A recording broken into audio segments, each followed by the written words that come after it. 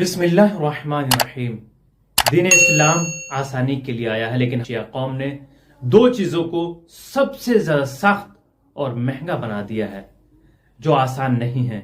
एक शादी है, एक मौत है। शादी में इंसान पहले से तमाम वसाइल को फराहम करता है, पैसे का इंतजाम करता है, खाने का इंतजाम करता है, तारीख मुअय्यन करता है। लेकिन मौत में तारीख मुअय्यन नहीं होती है। जब किसी के यहां इंतकाल हो जाता है तो घर के हालात बिगड़ जाते हैं, पैसा नहीं होता है, तो वहां पर सबसे बेहतर यह है कि जब आप जाएं तो उसको कुछ देकर आएं।